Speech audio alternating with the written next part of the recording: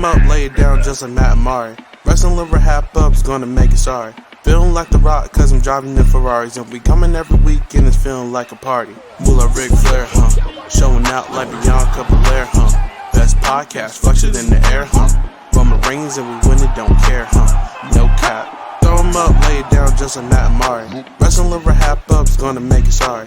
Feeling like The Rock cause I'm driving in Ferraris. And we coming every weekend, it's feeling like a party.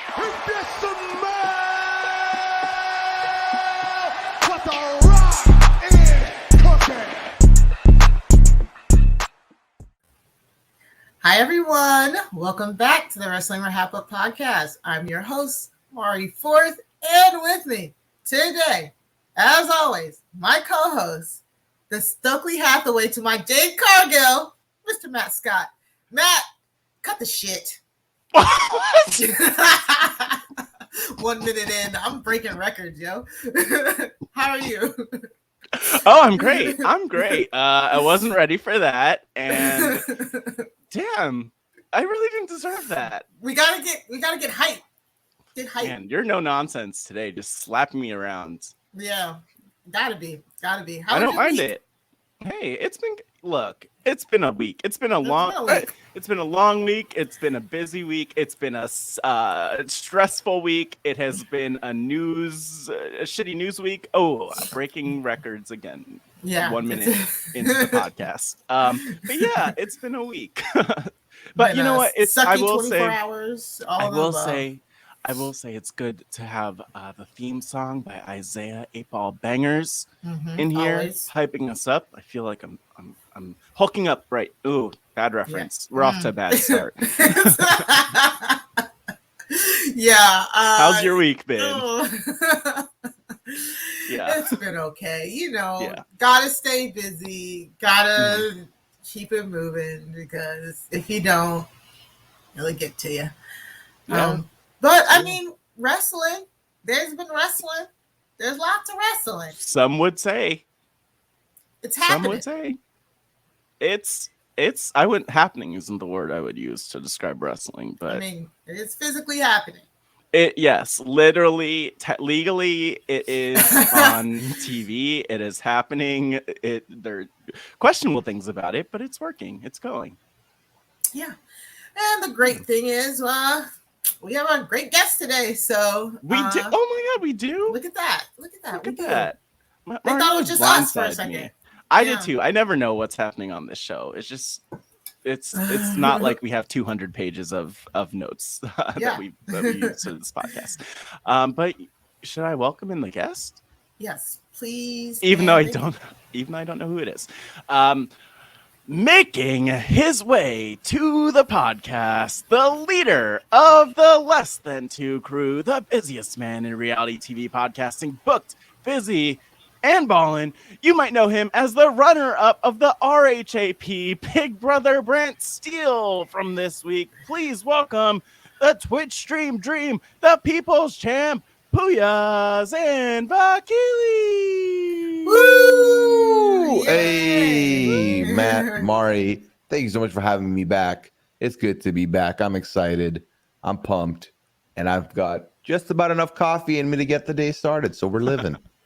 No, thank you for being here. And it's an honor. It's a privilege. We don't know what we did to deserve you, but thank you. Stop this, Matt. Stop this right now.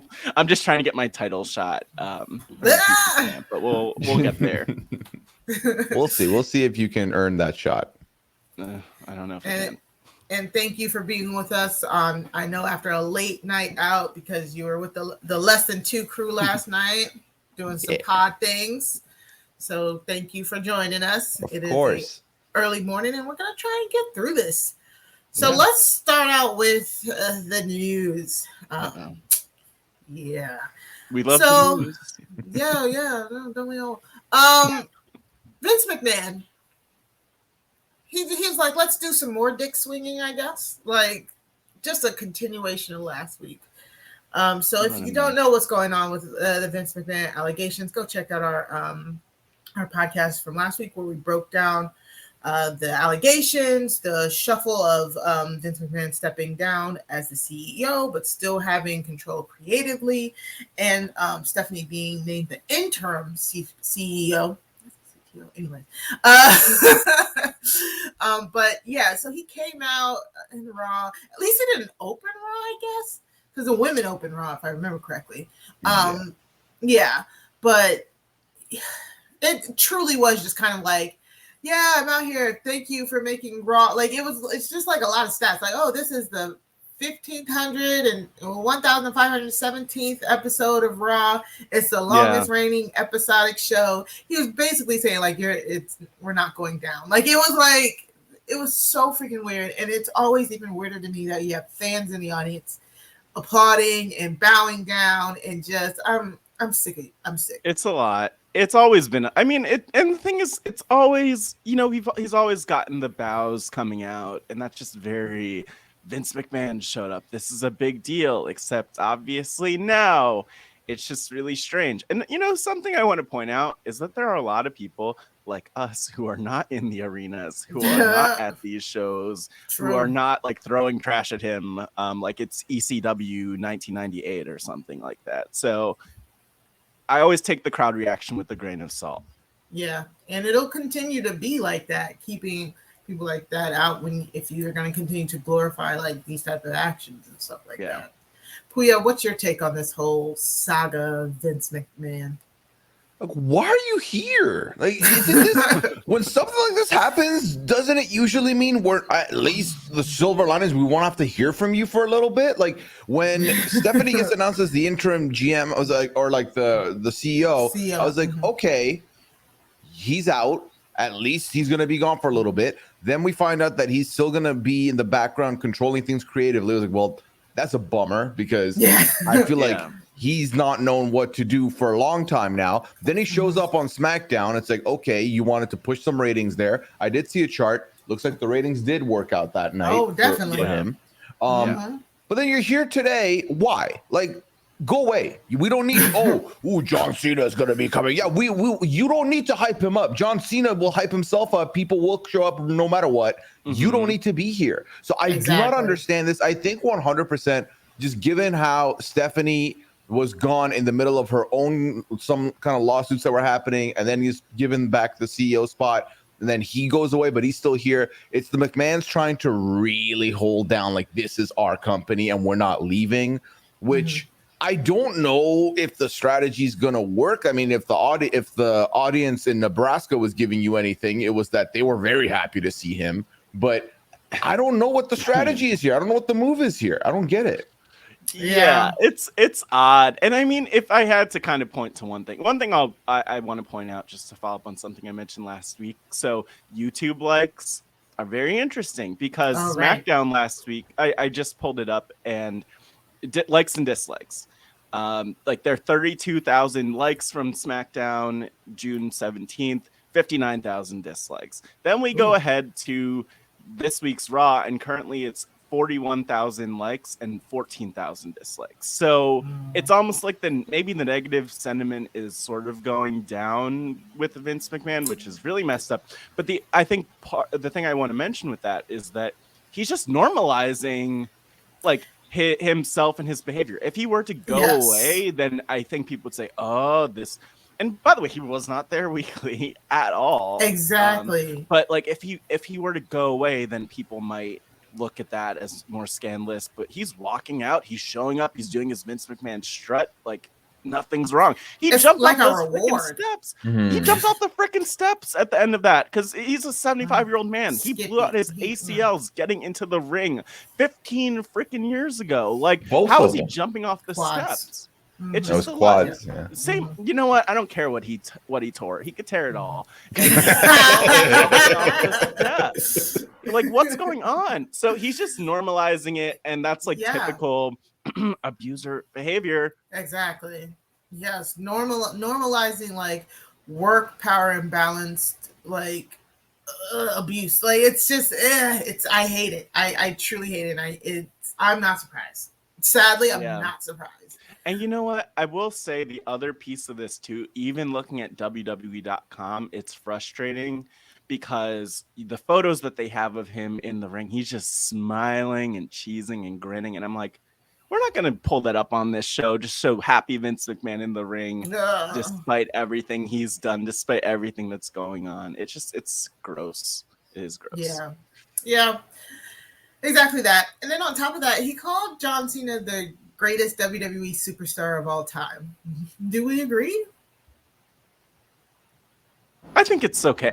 I'm okay with it personally, because John Cena. Look, the big thing I have against him is he just won't change his clothes. Like, he's always worn the same freaking clothes through generations. Changes the colors though. He barely. He has like 5 colors he's worn, Pooya, maybe. So I mean, he knows his brand. But other than that, I mean, yeah, he's had so much staying power. He's had crossover power. Who else is maybe The Rock? But The Rock wasn't even around that much. So I'm not mad at it. I just don't want it to come from Vince's mouth. Pooya? I mean, if I'm getting an endorsement from anyone in the wrestling scene, he is not the one I want the endorsement from. I feel like at this point, though, John will always be in the discussion of, is he one of the best? He's held, hasn't he held the most? No, he's close to Ric Flair's record. Is that where he's at with the? He's tied with Ric Flair. He's tied. Okay, there we go. There's that. He's also, been the most active wrestler when it comes to granting Make-A-Wish kids. So he's done that. He's obviously now transcended over to Hollywood. Initially very poorly, now very successfully with where he's at. So I can see why he'd get that endorsement. I still think he's one of the few people who, when he makes an entry, everyone's gonna lose their minds. I feel like he's regained some of the respect that he had lost throughout the way, because he used to be a very divisive person. And I feel like given where the WWE is right now, if he comes back, everyone's like, oh my God, okay, he's back here. Cool. Okay, cool. So I feel like he's in the convo. I don't know if he's number one for me, but I could see him, people debating it, and I can see an argument for him, I guess. Same. Yeah, I guess. All right. So, I mean, I'm not hating on John Cena.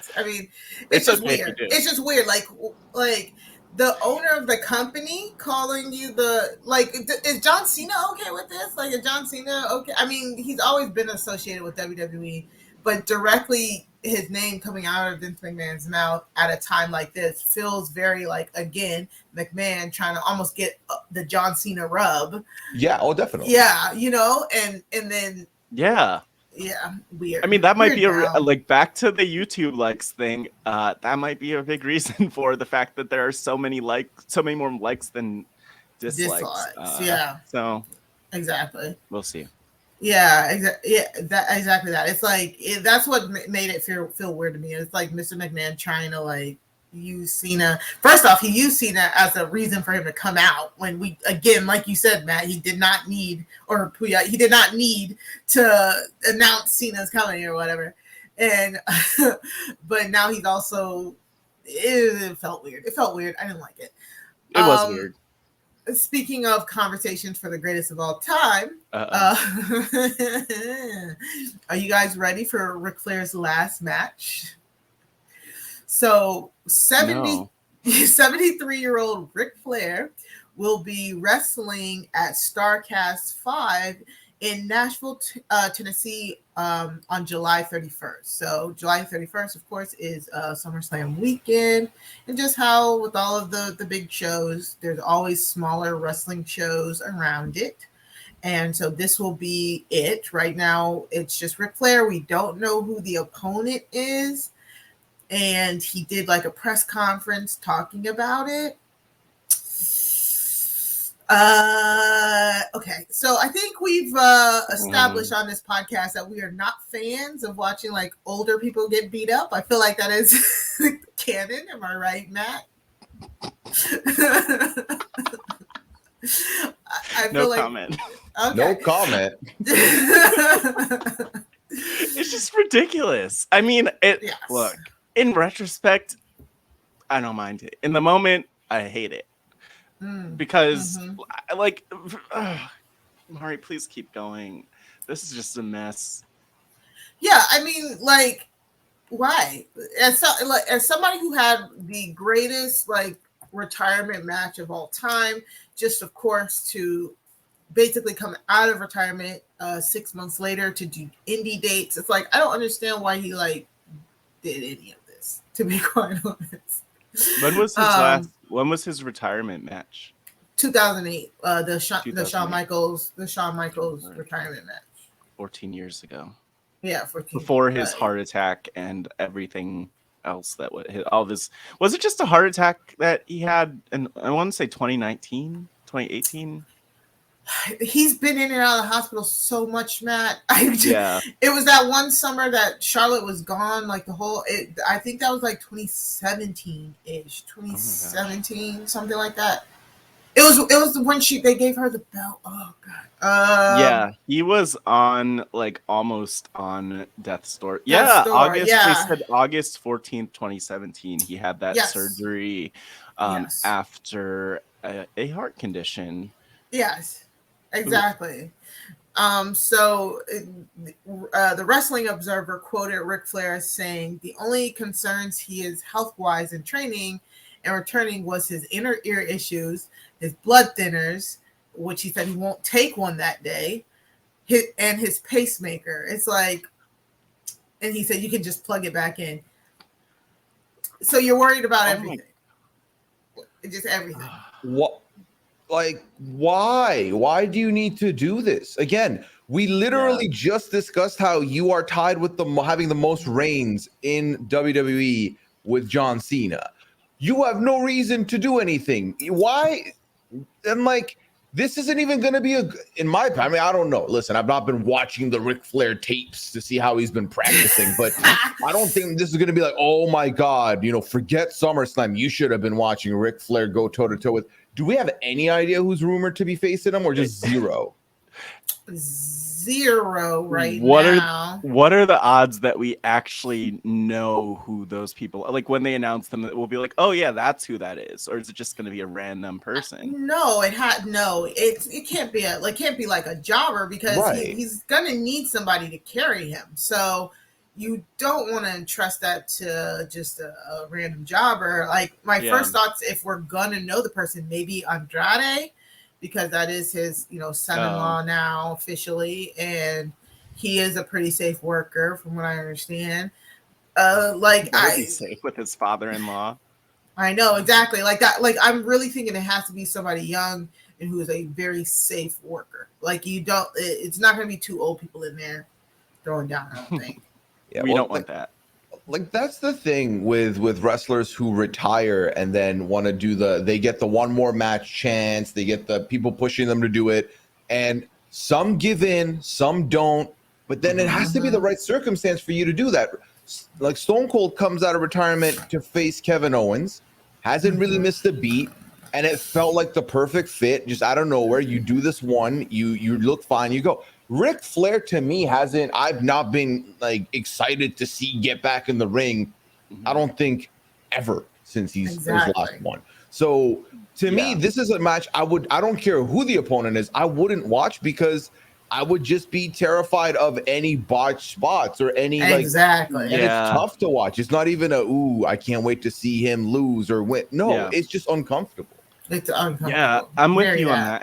And the thing is, I definitely. Like I couldn't watch it until at least like give me like at least a week to watch the clips of that match, because in the moment it's stressful, after the fact it's stressful. I mean, if anyone's seen the movie The Wrestler, it kind of ends with Mickey Rourke's character Randy the Ram Robinson apparently dying at the end in the ring with a match. So we don't want that to happen, obviously, but we have good reason to be concerned. Exactly. Not necessary. And I agree with what you said, Pooya. Just in terms of speculation on who else could it be. There, you referenced, Pooya, not watching the training videos. I did watch a training video clip like a month or two ago, and it featured, I mean, he survived after the fact. So I was like, look, it's okay. It was wild to see him taking bumps, by the way. And he was training with Jay Lethal, who he has a long history with, and who back in TNA Impact Wrestling days, if you're watching on YouTube, here's a picture of Jay Lethal doing the figure four on Ric Flair. They have a history and they train together. And, that to me would also feel relatively safe. Maybe because I just saw, Ric Flair take like a back body drop from Jay Lethal and again, I keep thinking survive because it sounds like I don't know who would approve this match or medically clear him, but so as someone who probably doesn't know a lot about other promotions outside of WWE and now with like a very lighter look at AEW, right? Is StarCast going to is the money lucrative here for him? Is he going to get a big payday? Yeah, from what I understand, they actually had to upgrade the arena for it. Like it went. Okay. They sold out so quickly, they then switched over to another arena. But the arena that they switched over to, if I remember correctly, was like 7,000 seats. So I'm assuming they went from like a small armory to then a venue with 7,000 seats or whatever. And most of it's going to be Rick's, I'm assuming. Yeah. Because I mean, like this is, talking about some, wrestlers coming out of retirement for a one more match or another fight. Like, I don't think this is going to have like the Saudi Arabia backed money that causes, like the Undertaker to come out for one more or like all the older superstars coming out. So to me, this just doesn't make sense, especially when you're telling me that his last match would have been against Shawn Michaels back in 14 years ago, correct? 2008? Yeah, 2008. Yeah. Like, why? I don't know. It just feels like you're coming out of retirement. You have more to lose coming out of retirement to do this. So unless you're securing a big bag that you need, I don't see why you're doing this outside of you miss it and you want to experience it one last time. I don't know. It's scary. I'm scared. Yo, I'm not going to lie. Very weird. Yeah. Yeah. So I'm looking up a little bit more information about the StarCast show, and it's saying that Paige might be there too. Yeah, she is confirmed to be there. I was just going to mention that. That is I believe her first post WWE appearance / her first appearance in like 4 years because they haven't booked her in WWE, which is really sad. So yeah, Paige will be there. We mentioned that Paige just announced her release from WWE a few weeks ago at this point, so that's coming up, so that'll be cool. But yeah, no, there's no like, if Ric Flair, I would guess at most that he's getting, I don't know where the money's coming from, but like at most $100,000 for this appearance, and I don't even know what what maybe sponsors pay for that. I don't know. I don't know. Yeah. I mean, I'm looking at the tickets right now. So interestingly enough, also on this weekend for StarCast, the roast of Ric Flair is happening. So that is another part of the weekend festivities here. The prices for this, you would think this is a WWE event. Like, seriously? The cheapest ticket, is Upper Bowl, $40. That's the cheapest ticket. Then there's also $80. And $90 for standard lower bowl and premium lower bowl. And then the meet and greets, the bracelets, like this is, not a little bit, this is quite a bit of scratch here for these tickets. Yeah, very interesting. And Paige she won't be working StarCast. She'll just be having like a talking segment just in case if anybody. No, she's not. She is not. Yeah, wrestling. She's still not cleared for wrestling. I'm seeing a meet and greet. She's doing the meet and greet as well here. Yeah. So we'll see. I mean, we're wishing safety on everybody for that weekend. What world do we live in where Ric Flair can wrestle but Paige can't? She's literally like a third his age. Literally. Well, okay, wait, maybe not quite a third his age, but close though. Yeah. I mean, injuries are nothing to play with, and no. Some of it's not confirmed, but some of the talk going into this was like, Ric Flair went to like 8 different doctors, and of the 8, 7 told him he couldn't compete. Like that was like the prevailing narrative, and I'm like, I don't want to hear that narrative. Like, why? No. I hope you're not using this to build the match, because that's not going to make me want to watch the match. I will say, and just to mention this, I don't know. I want to be careful about this because I don't know a ton about it. But like, Ric Flair has had different legal troubles before. I don't know to what extent he's had financial troubles, if those tie in, but that might be a reason why he's doing this. But I don't know. Maybe we'll find out more. I'm sure we'll talk more about this. Listen, the hope is that when they start the event and they announce the opponent, you're hoping it's someone who is a good worker, who can carry, and who is safe. But if they say RHAPup, run, delete everything. delete pay-per-view. Do not watch that pay-per-view. So true. Oh my God. The Miz would be great too, if but he's still. I mean, the Miz and Flair work together, partnered with each other briefly in WWE. Miz says that Ric Flair was a major influence on him, and Ric Flair gifted the figure 4 to the Miz, and Miz is one of the safest workers to ever work. So yeah. Don't give me that face, Matt.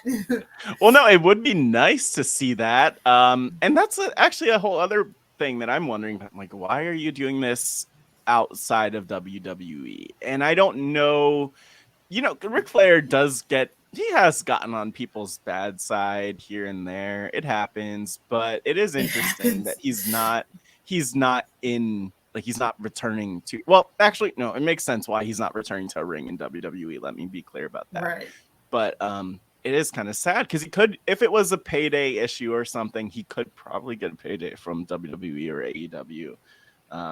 I guess he just wants to wrestle at the ripe age of 97. One last main event. 73.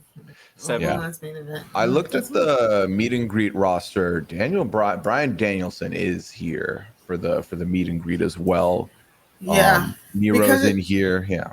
It seems like the Starcast or whatever, it's an amalgam of a whole bunch of different promotions. So and it's 3 days. So it's the whole, as they call it, the Starcast weekend.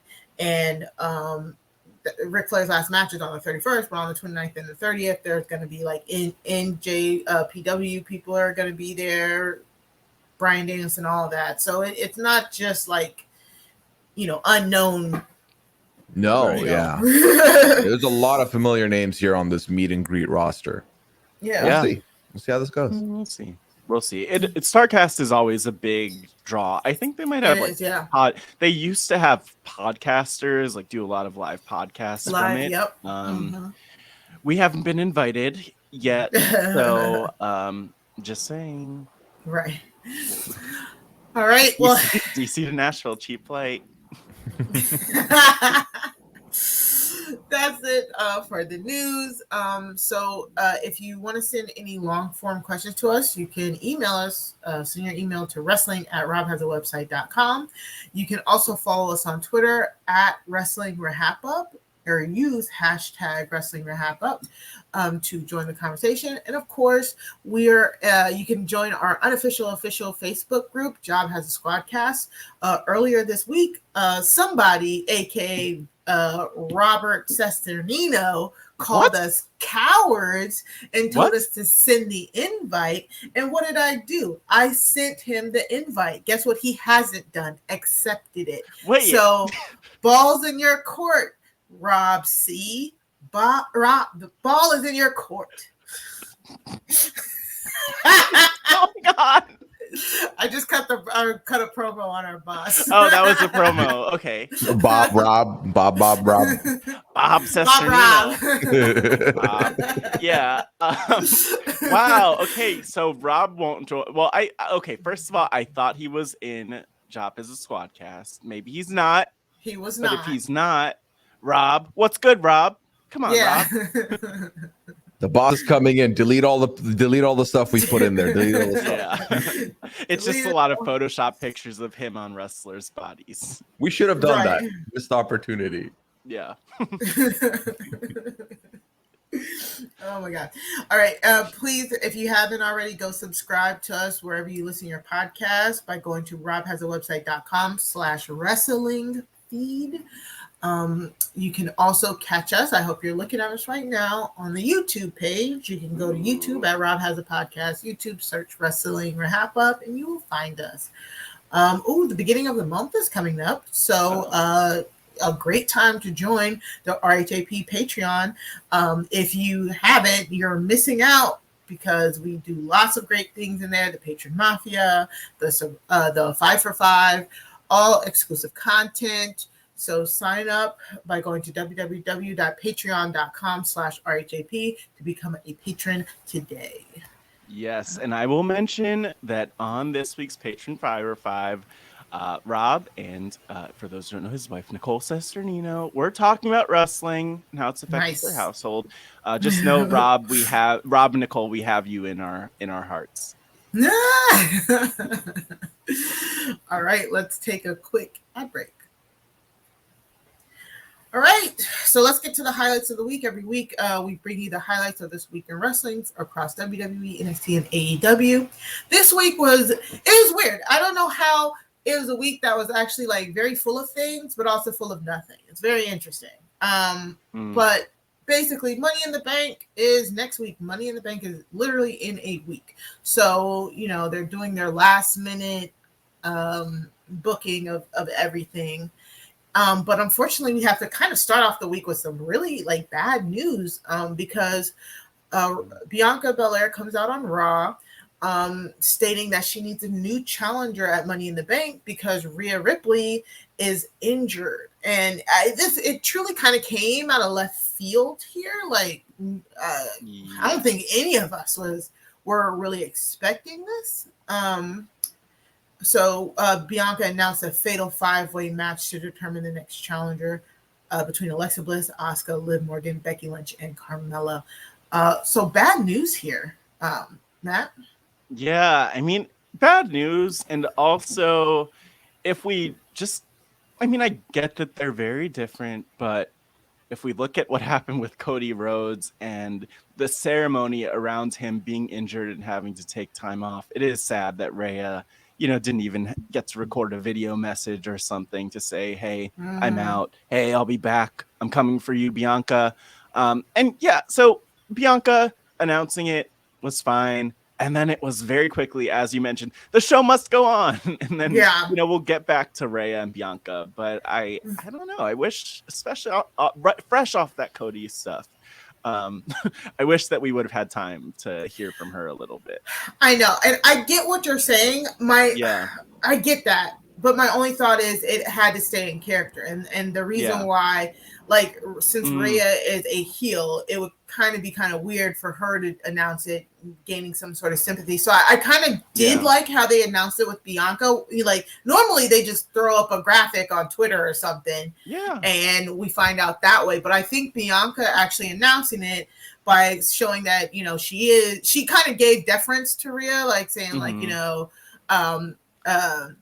that unfortunately she has some bad news. Rhea's injured. And then she said when she kept that door open, like, I'm a fighting champion. So when she comes back, we're just putting it on pause. Like, I actually truly did like that. I thought it gave, Bianca unfortunately has not had a lot of, they haven't given her much storyline in the last few weeks. And all of her storyline has been wrapped up into somebody else's storyline.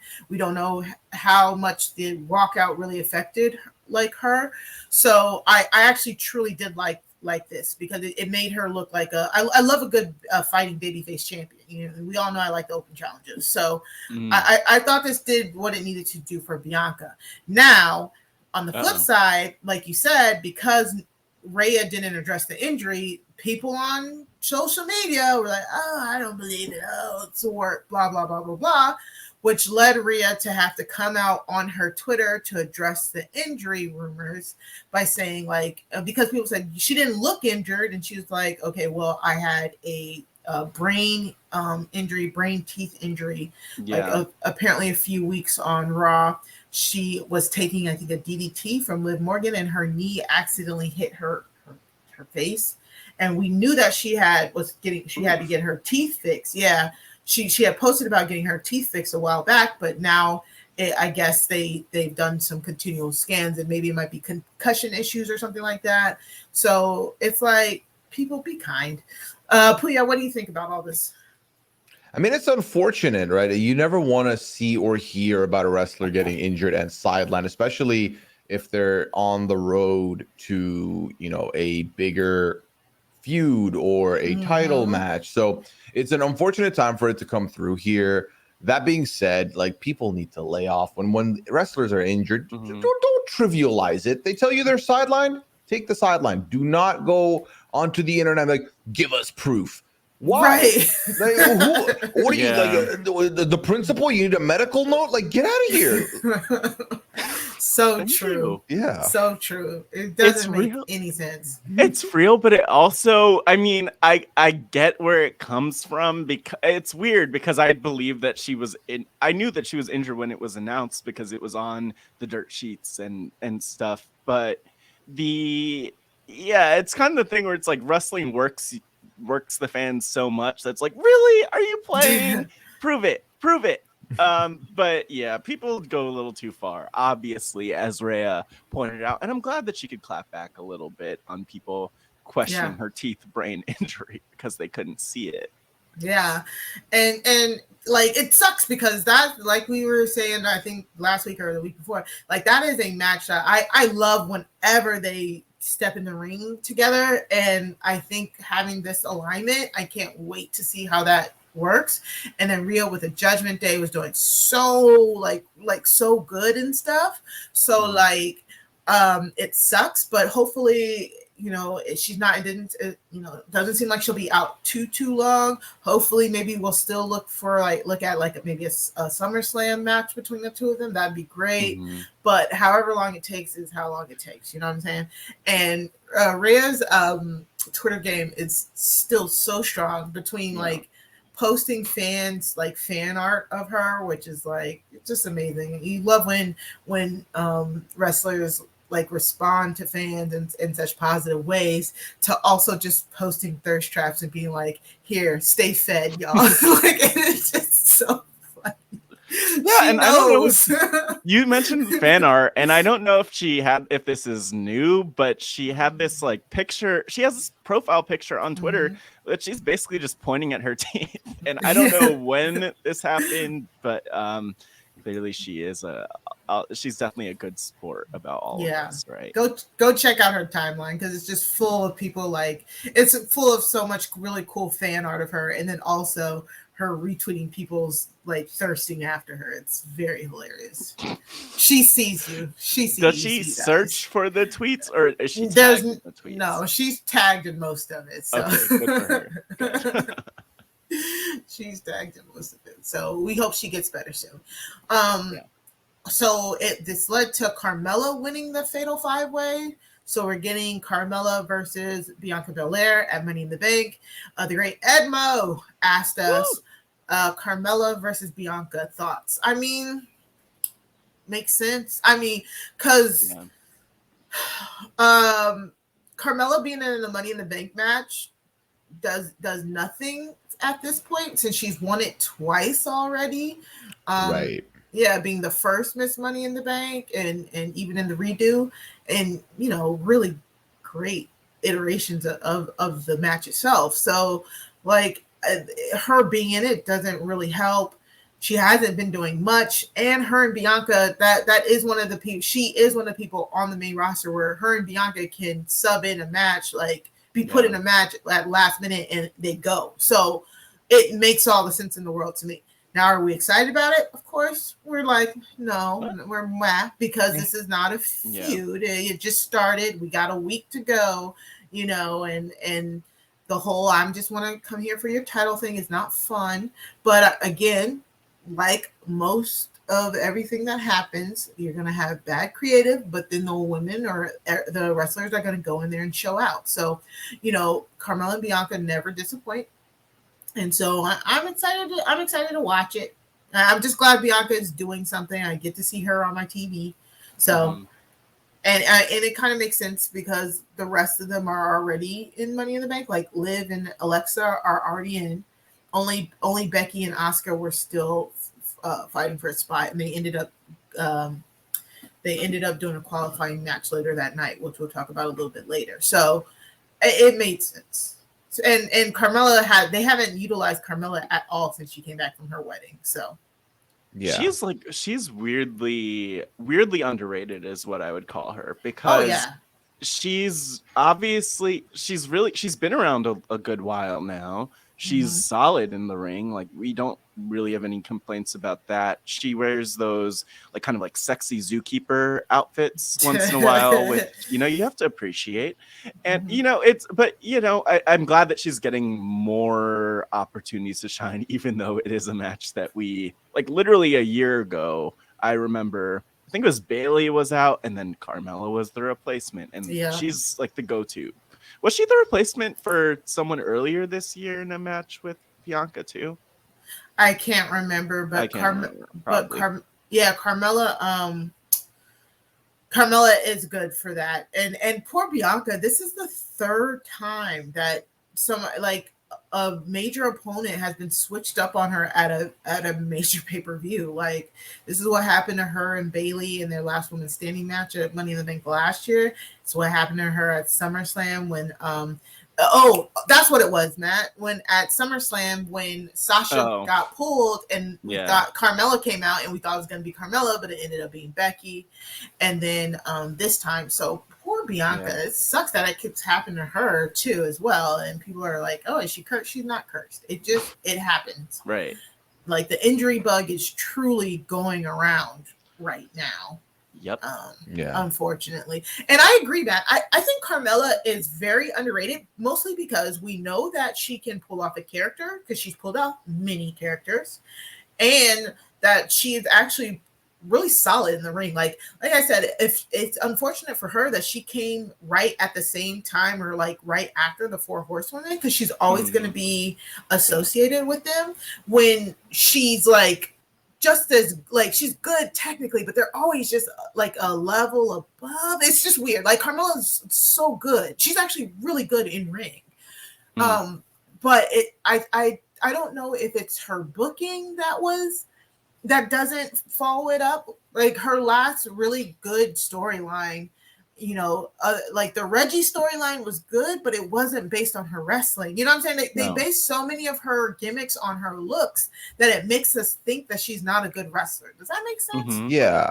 But you get what I'm saying? Yeah. Because it feels like, when I think of Carmella, anytime I've dropped off WWE, picked it back up, dropped off, it's like she's always been there consistently from the jump, but then she was like linked with Ellsworth while people were doing impressive stuff. And like, I feel like that was a time where she's just distracted with that. Then there was Reggie. So I feel like because she hasn't really, she ends up in these positions where she's linked to other people that aren't really high up on the chart, she gets forgotten as someone who can consistently perform. I forgot about the fact that she's won it twice, and she won the first one, Mari. So when you mentioned that, I was like, yeah, it's clear as day. You're giving Carmella a spot, giving her a pay-per-view match, giving her the pay-per-view payday.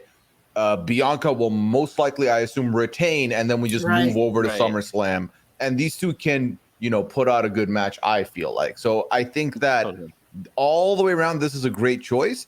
Now, the hope is maybe we see more from Carmella in the future doing something, because I do think she is someone who's and before that, she was like the third person in the Enzo and Big Cass linkage. So I feel like often she keeps getting paired up in more minimal spots with people that are, the spotlight's on them more. And I think that's why she doesn't get. Oh my God, I forgot about that. Yeah. Oh, that was fun. The dance breaks. Fun.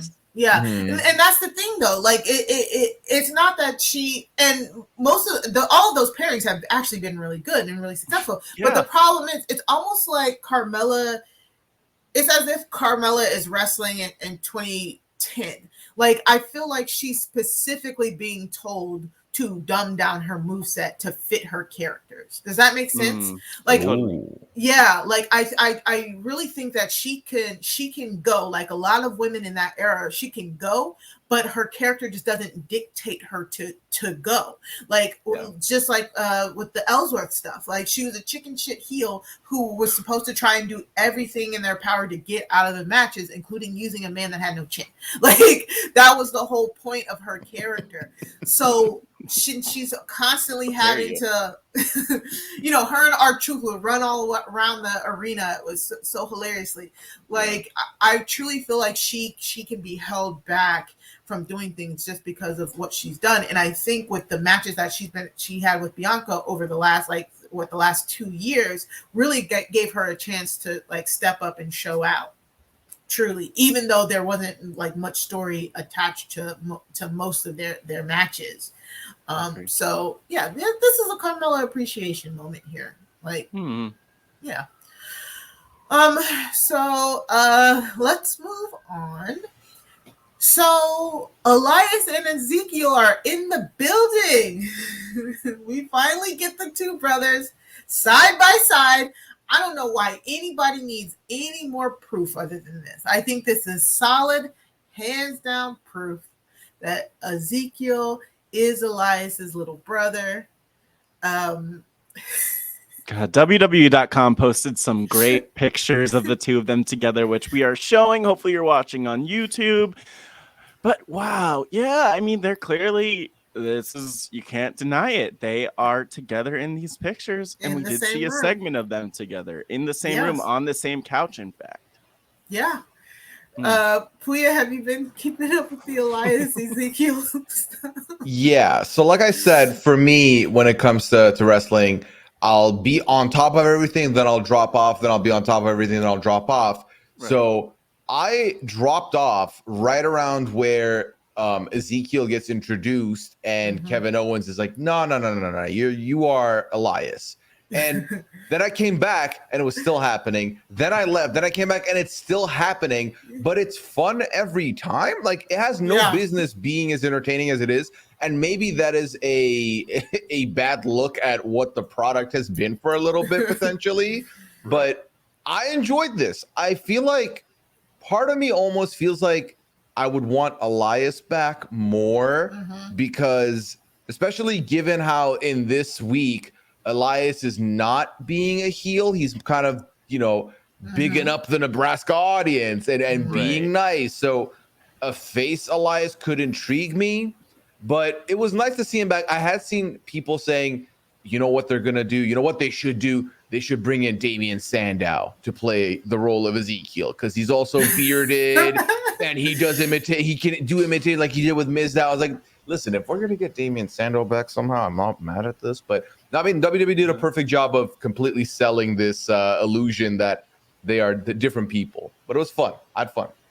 Yeah, I think I said a couple weeks ago they needed to do a face-off kind of moment, and on RHAP, over on RHAP, Rob Nikiva covered face-off.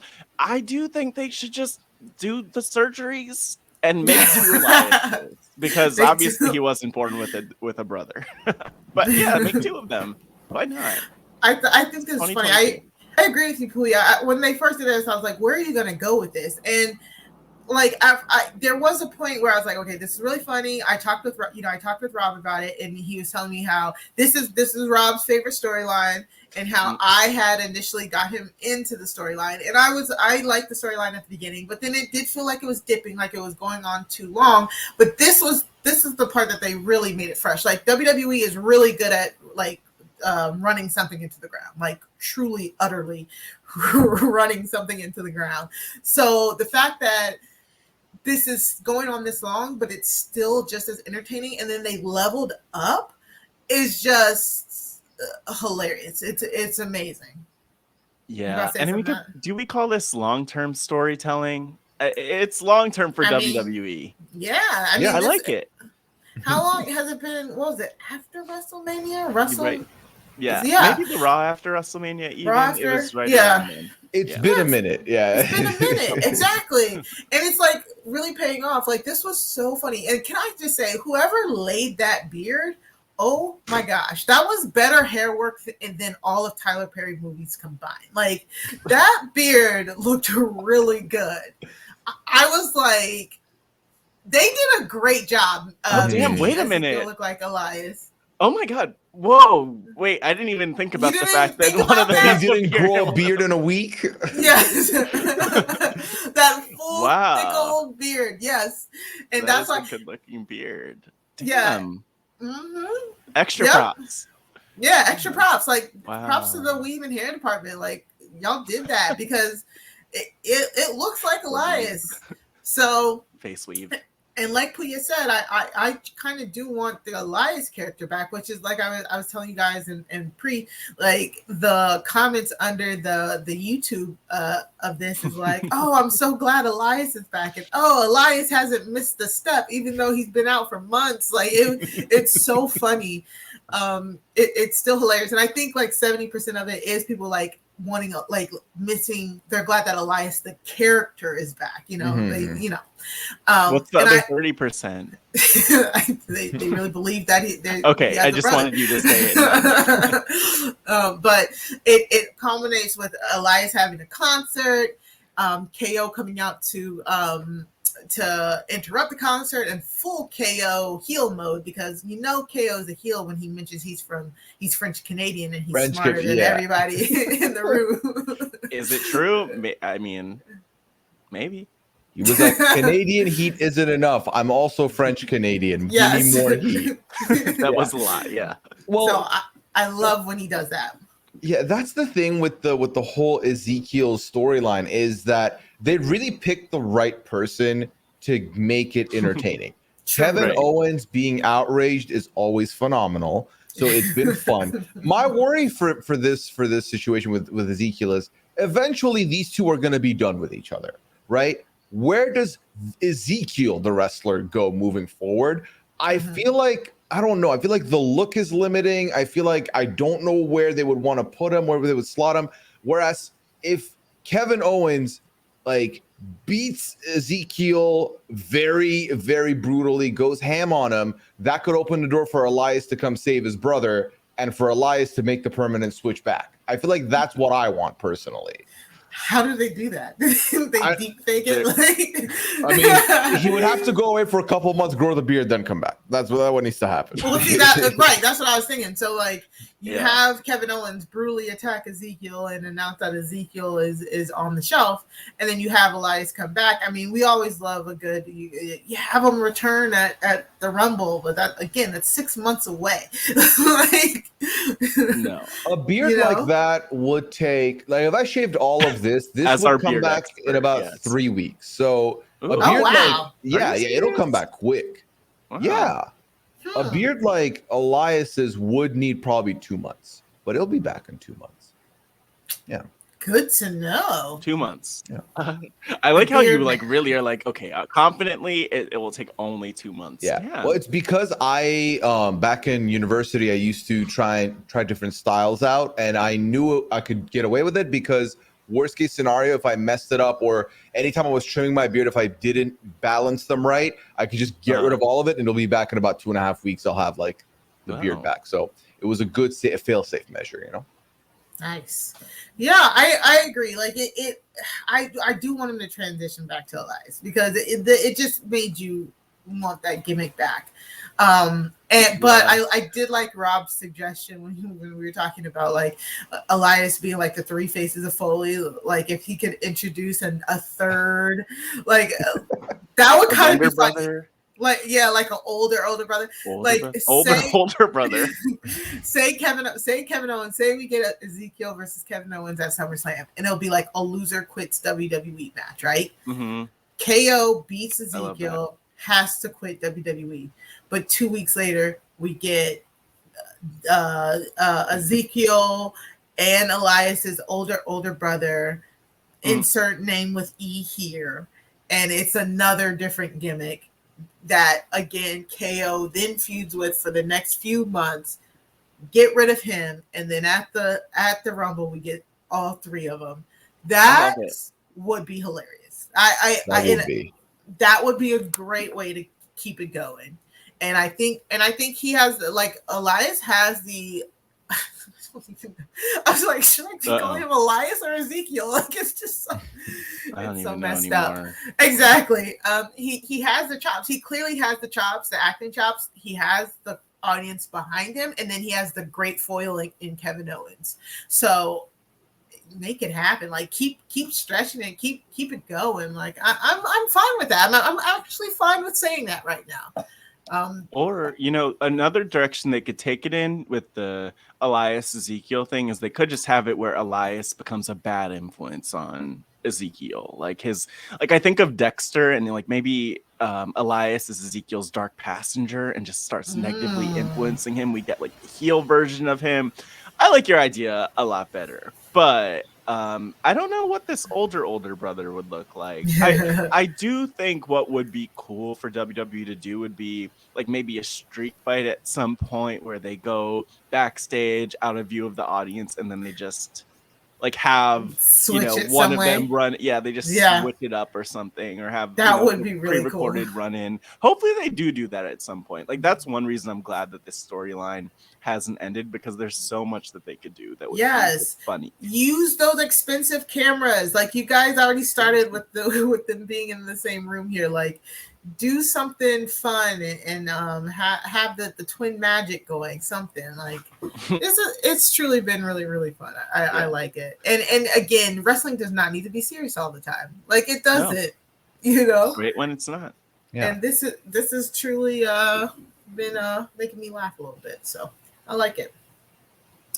On SmackDown, we got Pat McAfee challenging bum ass Corbin to a SummerSlam match. And even though this feud is like just starting and it's kind of low on the radar, I just give me more of Pat McAfee continuously calling Corbin a bum ass and then getting in the ring, because I just rewatched his WrestleMania match against Austin Theory again. That was a good match. I keep forgetting like Pat can like legit go. I want to see him in Corbin at SummerSlam. So I'm down with this. I like this. And I'm so glad that Corbin has moved on from Madcap Moss. I'm so sick and tired of that. So this was cute. I like this. I like Pat. Pat McAfee is such a good promo. So I just had to include this in there. Are you looking forward to Bum Ass Corbin versus Pat McAfee, Pooya? Yes. Pat, I feel like is able to hold down the audience when he needs to. I feel like the promo work was great. There was a moment when he said, "and the millions," and I was like, "That's not yours. Don't you say that again." Then he gave credit. He cited The Rock. I was like, "Okay, I'll allow it." But no, I think he's been a great addition into the mix here. I feel like I don't need him to be wrestling every week. But if you're going to get him for another Big Four pay-per-view potentially, that I'm not mad at all. So, and I feel like Corbin's a good one to pick to go with here. And I feel like he'll be able to, diss him all the way there. And I think it'll be fun. I think the promo work has been what I've enjoyed the most, but he's not bad on the ring either. So it's a win-win. Mm-hmm. Yeah. And I mean, first of all, when did standing on the I know when standing on the announce table became Pat McAfee's thing. It was like basically from his debut on SmackDown, but it's amazing that he was just able to carve that out. Like if you stand on the announce table, you're stealing my gimmick, which I love that. Love the shout out to the millions. And you know what? I also do appreciate him calling Corbin an insufferable douchebag, because accurate. The accuracy. Yes, we love that. Yes, and Pat McAfee is just so good on the announce table. Like that's one reason why. On top of it, or both? Just in general? Okay. Both, and I don't know if people know, but like, if you go to a SmackDown show, like they post it sometimes on the YouTube, but like in between like commercials, sometimes Pat McAfee will do the McAfee Minute on SmackDown, and he'll stand up on the booth like that and just like go and promo for the audience and stuff. And so, like I said, sometimes they put it on YouTube, sometimes they don't, I think. But he's just really good at getting the crowd invested. He's a really good announcer. Like, one of the things I truly hate about Raw is I hate the announce team on Raw. Like, they have absolutely no chemistry. The lead guy still doesn't know the name of certain wrestling moves, and I feel like he's been here for at least almost a year at this point. I don't even know his name. I just remember they snatched up that other guy and placed this guy here. And then poor Byron Saxton.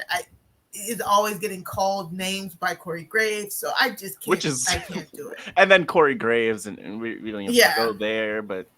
And it, like, and the reason why I know old dude, I mean, other than actually knowing the wrestling moves myself, but the reason why I know that old dude doesn't know the wrestling moves is because he'll say a wrestling move and Corey will immediately undermine him and say the correct one. And I'm just like, what is happening? Oof. Like, yeah, it's big oof. Like, Raw commentators table is very, very bad. So I truly appreciate what Michael Cole and Pat McAfee are doing on SmackDown. And from all intents and purposes, from what we understand, they love having Pat McAfee as the announcer with Michael Cole. Like, him and Michael Cole are like really close now.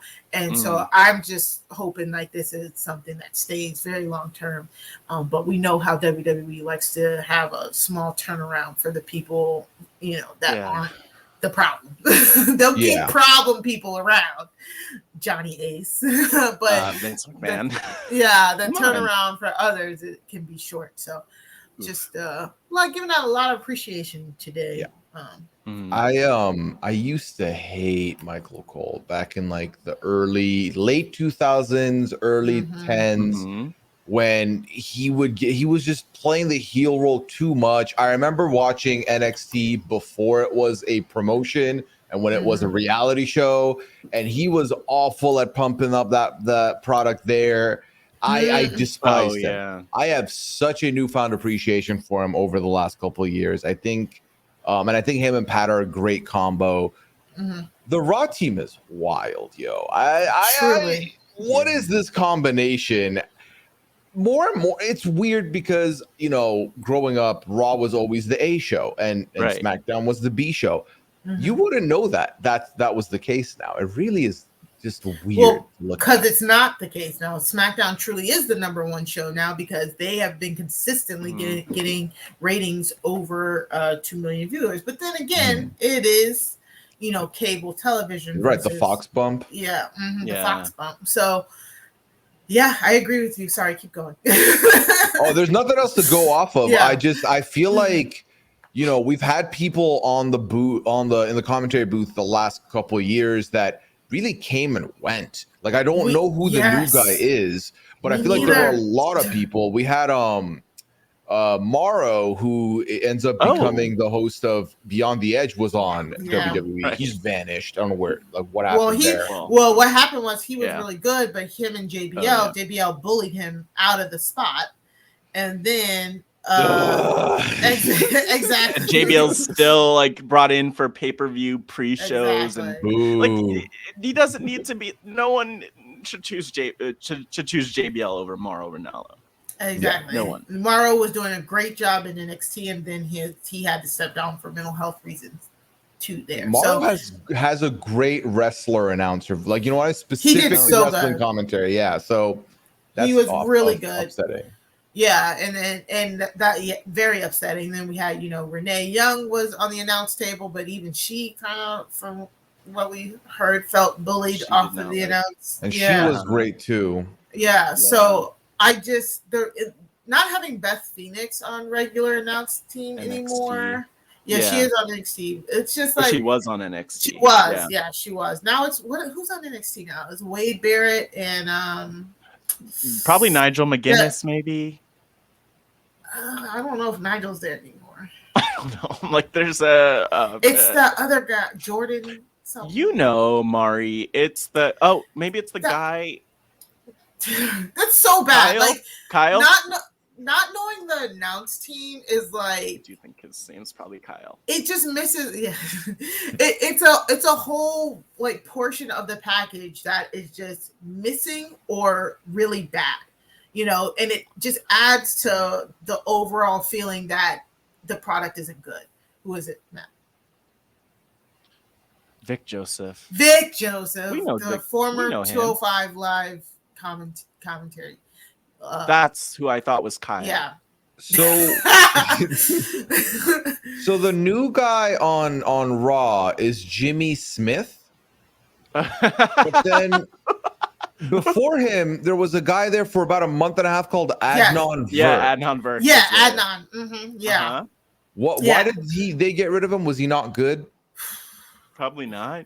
I mean, it's hard to be good in that situation. Like he definitely didn't gel with them. Yeah. In that So time. so from what we understood, quit. he did the pressure was too much because he was still learning like all the names of the moves. He had a really nice voice. I did like him, but he couldn't really take trying to call the match and listen, because that's the main thing. Like he was saying, like he was always getting there like instructions constantly being yelled into your ear while you're also trying to talk. So it can be very hard to do. And that's another thing that Renee Young also complained about as well. So he just couldn't. He after like a month or so, he and then a not really good fan reaction. He just kind of said it's not worth it. I did feel bad for Adnan.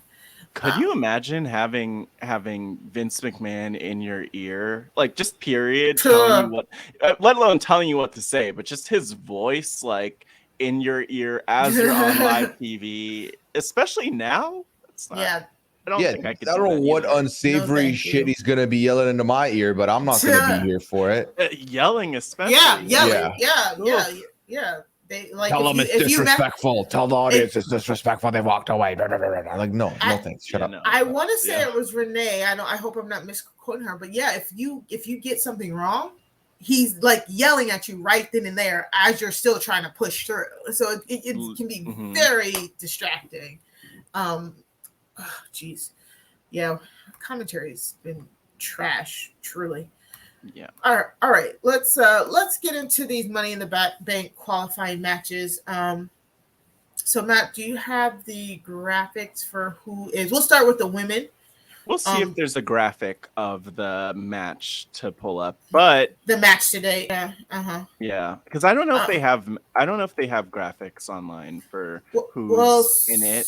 But so far we have Lacey Evans, Alexa Bliss and Liv Morgan, Raquel Rodriguez and Asuka, and Shotzi are currently they currently are qualified with I think one spot remaining, if I remember correctly.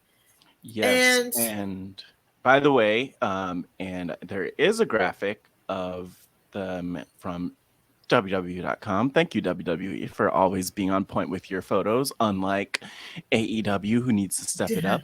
But I think this is up to date. We're seeing Alexa Bliss, Liv Morgan, Raquel Rodriguez, Lacey Evans, Asuka, and Shotzi, who doesn't have a last name anymore. They got Raquel grinning so widely. Okay, Mari. Let's not talk about how she's very happy for being kind of in the middle of the. She's doing well, but like middle of the pack, you know. I also think that there's still one spot open though too. If I saw like the graphic from last night at the bottom of the match cards, I think there is one more spot open. I can't remember. Let me Google how many. I'm 411 Mania is a website I used to keep up with a lot. Yeah. On their updated list, it says versus 2 more TBD. So it could be 2 1 more? Eight. Allegedly. That seems like a lot of people. I feel like they've had 8 people. Done 8. Yeah, they've done 8. 8? But I mean, I'm trying to think who is going to be on. Who are you going to put in here? Becky. Okay, so probably Becky's going to find a way on that. Yeah, Becky's she'll find a way. Yeah. I don't know on the women SmackDown. Who's the other one you think, if there's 2? Are they doing it 4 and 4, like 4 from SmackDown, 4 from Raw officially? Because right now it is 3 and 3. That makes I could see that being the case, right? And then you have one more qualifying match on each brand this upcoming week before the pay-per-view. That could check out. Yeah, and then they normally like sometimes they'll do a last chance match for the last spot. Yes. So all the women who lost might be in that last chance spot. So for SmackDown, we're probably looking at Shayna Baszler, Tamina. well, that's kind of it for SmackDown. Of the two Xia people, Li? Xia Li. Okay, yes, there it is. Xia Li, Tamina, and Shayna Baszler. Maybe they'll do a triple threat to figure out who's the third. And then on Raw, Doudrop and Nikki. Oh, and then Becky Lynch. There's also a Leah on SmackDown. Right. It's just like the deep polls of like who else is actually there. Who else? Yeah. Yeah. So normally they might do something like that. I'm just trying to see reduce. Okay, so back in 2020, the participants in the match were reduced from 8 to 6. So was that it was 8 initially, and then it was 6 in 2020. Let's see what it was in 2021. So in 2021, looking like for the men's, we have 5, and then here it says 3 more. So I think they've pushed it back up to 8, which is ironic that they're doing this now when the rosters are more thin than they've been in a minute. Exactly. 2, 3, 4, 5, 6, 7. Yeah. Okay. So it was 8 last year. Okay. I was counting. Sorry, I was counting. Okay. So it was 7. What? So so last year when Nikki ASH won, it was 8 people total. So okay. So so it looks like it'll be 8. So we're still missing a few people here then. Which means we probably won't have the full roster before we do our review podcast. We could make things up. Like always. You could call your shot, just boldly be like with full confidence. Yeah, so I feel like Doudrop got this. Like Doudrop's gonna be the winner. I mean, Matt, can you bring the already announced women back up, please? Yeah, the picture. Yeah, I could bring up the picture. But yeah, I don't. Are you trying to figure out who fits in the picture, Mari? No. I'm trying to think of of the women who are currently already qualified. Do we have any inklings of who might win? No. Like our pre reviews. I know Pooya maybe wanted to talk about it. Pooya, you have one. I do love me some Money in the Bank.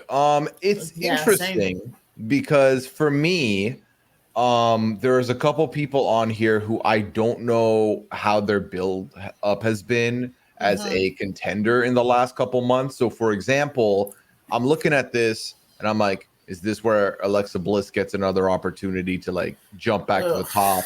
But Lacey Evans, they seemed like they were going to do that, but then they hot potatoed the hell out of it where you're good. No, you're face now. No, you're a heel. Oh, you're on Raw. No. Get back here. You're on SmackDown. So I don't know. Are they going to do that again? Can you speak on Shotzi and Raquel for me? Because they're two new, for me, very new experiences here. So Shotzi just qualified last night, and up until this point, she's kind of just been like jobbing. She hasn't even really been there though, constantly. Exactly. She was the one who was like trying to build up like a resistance, like, hey, why do certain people only certain people get title shots? Like we need to be demanding title shots, and she's supposed to be a heel, and she's been trying to she's been kind of going up against Ronda Rousey a little bit, but she just literally just been jobbing Ronda. So Raquel, on the other hand, Raquel Rodriguez, they've been like really pushing her. So like a lot, and as we saw, she's kind of in the forefront of that picture there. The reason why I don't think Alexa, first off, again, we've only had 4. I think it's only been 4 women's Money in the Banks. Carmella,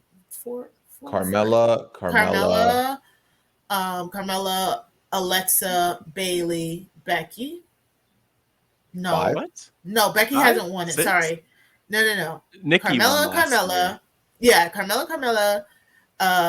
It was Alexa was second, if I remember correctly. Then it was Bailey. Bailey won? Then wasn't Nikki ASH? Yeah, Bailey won and cashed in that night. They had it where they cashed in the same night back to back. That's how they get you. Yeah. I thought Becky won it at some point too. Or maybe I'm tripping. Wait, why am I saying you're guessing? It up. I literally I have it up. Don't even pull it up because I have it up. Carmella, Alexa There's been Bliss, 6. Bailey, you missed Asuka. Asuka, duh. Yeah, Asuka. And then Nikki ASH. Yeah. Okay, so I don't like repeats. I never liked Yeah. repeats, but it makes more sense to have repeats in the men since they've been doing it for like 15 years. But the women, it's only been 6, so I don't want any repeats there. So I don't want Alexa to win. Carmella's not in it. I don't want Asuka to win it. And Alexa and Liv still are kind of it's looking like they might push towards a tag team still. Yeah. Because Alexa was kind of like sticking up for Liv in that segment on Raw earlier in the week. So I hope it sucks because I want Liv to kind of win it. We'll talk more about this in our predictions episode, but I think it's going to be someone on the SmackDown side just because they need to have someone up against Ronda Rousey next. Right now it's Natalya Neidhart. And she's doing her thing with Ronda, which is but they need someone. They need an excuse to put someone in this. Yeah, no, she's amazing, and it's also probably really great work from Natalya. But we'll get there at some one. Eventually. But yeah, so I agree, Matt. I'm thinking it's either going to be Lacey Evans or Raquel Rodriguez. I'm going to struggle remembering her new name. I swear. I can definitely see it being either one of the two of them, unfortunately. All right, let's go to the men's side. Let's do it. Talk about it. So for the men who've already qualified, it's Omos, Sami Zayn, now McIntyre and Sheamus, and Seth freaking Rollins. So just 5 guys. Interesting. Burgers and fries. Yeah. So we're looking for 3 more people. Seth and Omos are from Raw. The other 3 are from SmackDown. Yeah. So there's no way I can't see that AJ Styles. You can't tell me that AJ Styles isn't getting in on this match. But also there's Riddle too. Wait, AJ? I mean, AJ might have the. They both might could there be a? There's 2 from Raw, right? Right now, so there could be both of them could be the ones that fit in here, Riddle and. What about true? AJ? But then there's like AJ and Finn Balor could have their little thing with Damian Priest and Finn Balor, right? We didn't get anything from Judgment Day this week though, because of Rhea, did we? Right? Nothing from We Judgment Day. We did not. Yeah. And we didn't really last week. Last week we got like the video promo, but nothing in the ring unless I'm misremembering. Yeah. Seth freaking Rollins did come out to mess with Riddle too. Maybe you'll get AJ Styles and Riddle versus Judgment Day to see who qualifies. Oh man, Riddle's gonna end up in this match, isn't he? Yeah, he is, unfortunately. I'm glad that they put Omos in here though, because there's like all I could think as I was watching that match, I was like, watch out for the big boy. Like bring him in here. Right. That would have been a travesty if he lost to Riddle there. And Bobby Lashley. Bobby Lashley could be in here. No, he won't. No, because he's got a match. He's got a match against Austin Theory. So yeah. So it makes sense. I think it has to be like one of those 4, unless they throw Miz somewhere in there. Yeah, there's no sign of Miz could be in the mix. I feel like what's funny though is that I don't know who the other 3 are going to be, but I feel like our winner is on this poster right now. Oh, okay. I kind of agree, but who are you thinking? I think it's Seth. To me, really, Seth is because. I'm thinking about where we're headed with these titles, right? Roman is going to verse Brock Lesnar again. Who's going to take the title off of one of them? And to me, Seth is the clearest one that would give a new direction to the title. So that's where I think they would go. And also, obviously, Seth has one of the most iconic cash-ins of all time. So a sequel to that would be pretty sick. And like you mentioned, the men have had a lot of winners. So if one of them wins twice again, it's fine. It's allowed. We'll allow it. So I could see it being him, but I do think this is a stellar group of people. I've been a big Sheamus guy since he debuted. I did like Sheamus from Jump. So seeing him here is always fun. Sami Zayn is great. Love Drew's Sami. here. This is great. There's a great group of performing where I feel like if any of them win, I'll take it. I'm not mad at it. So yeah. I see what you're saying. I just Uh-oh. Seth had one of the greatest Money in the Bank runs of all time. So why fuck that up? You know what I'm saying? Like, why try and do it again?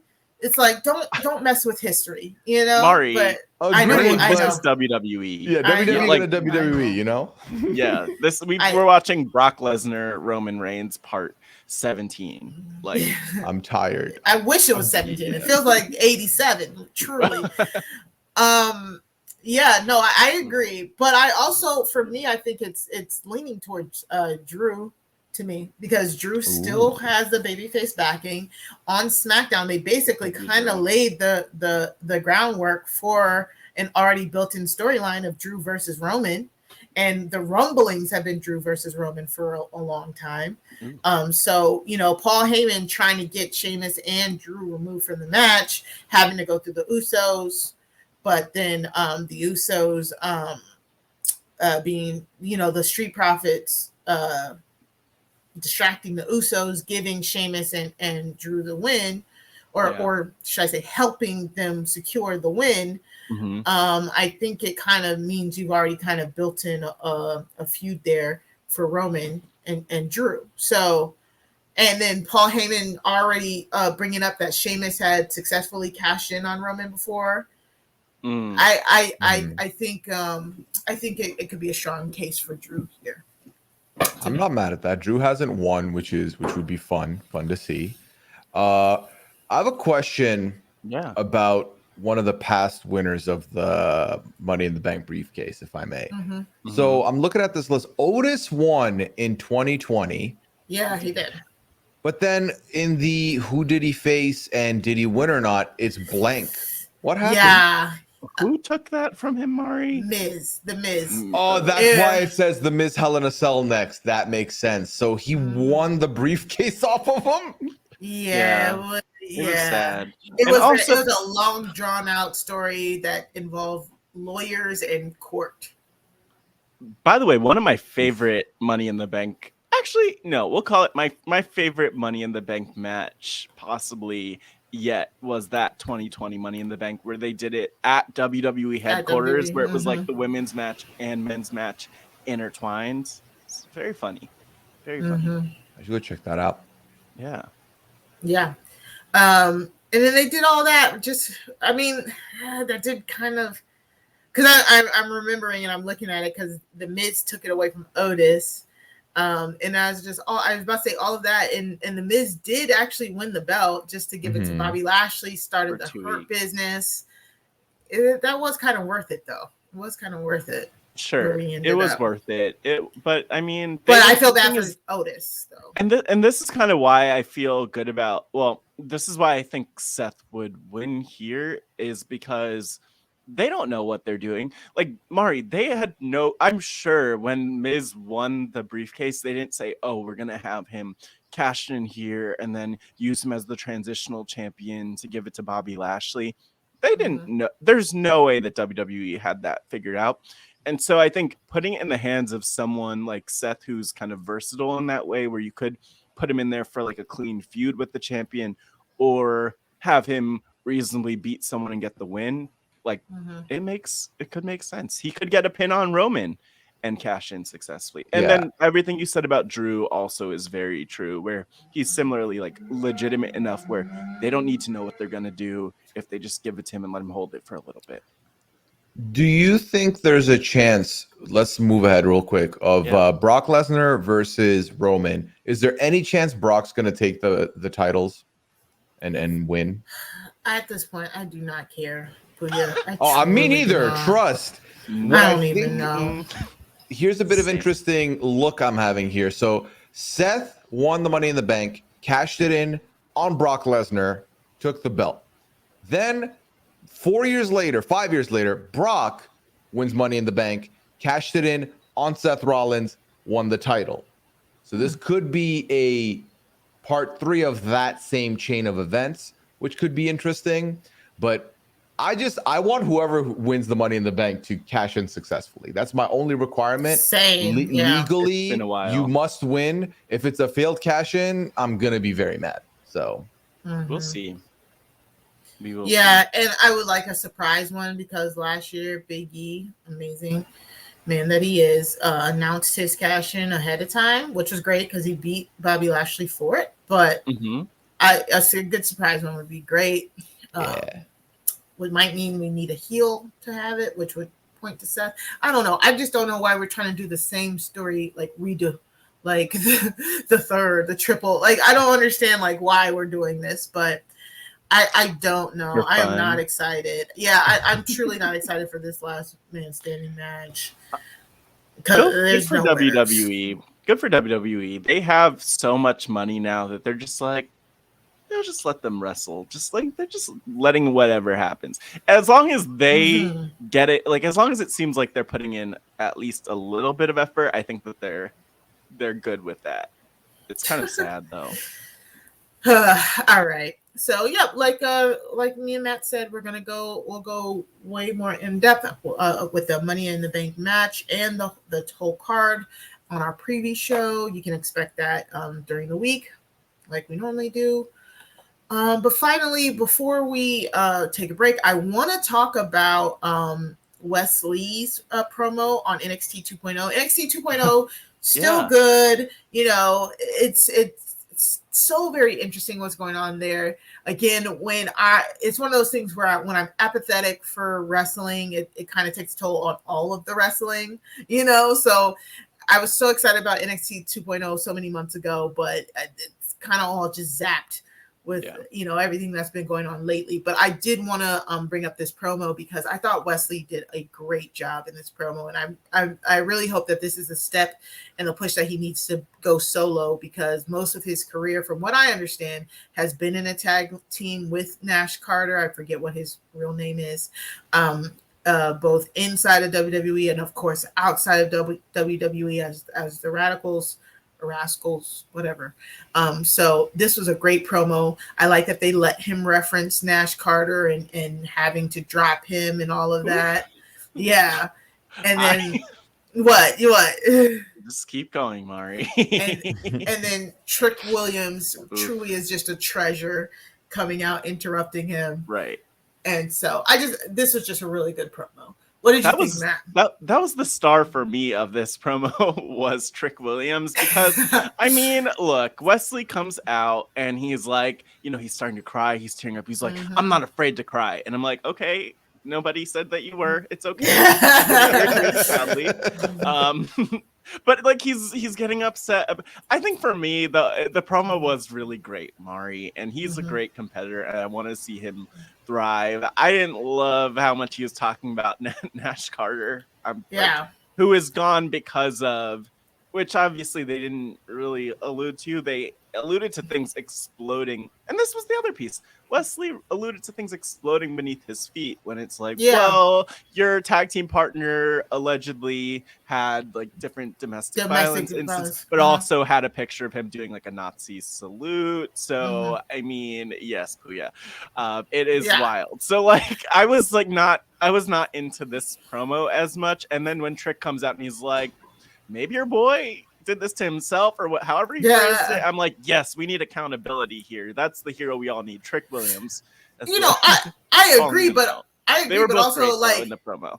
Yeah, I agree with that, like accountability, and nobody's praising Nash Carter right now, but like it has to like you can't invalidate somebody's emotions who has literally traveled the world with this person for like at least I want to say a decade or something like that.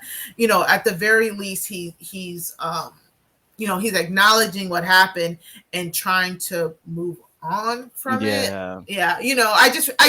I don't know. I think it's just because I feel bad for Wes Lee, because it's not through his actions that he was stripped of a title. You know what I'm saying? And that, he has to find new footing as somebody who has basically specialized in tag team wrestling for so long and has to go solo now. Like that's what I guess that's what my biggest thought process was. It's like things are happening to him that weren't under his control, Well, it's interesting too because really, I mean, for us, we haven't talked about Wes Lee much since that all Yeah. happened, which was WrestleMania weekend. Weekend. Yeah. And I mean, since then, and this is the part that maybe I haven't been as that maybe we haven't been as tapped in on, but like Wesley has been appearing. Apparently, he's had some Yes. rough attitude changes, I'll call them. So I think that's like the low key, like in storyline in kayfabe, what he's also feeling, where he's like, "I'm sorry for my pain and my anger."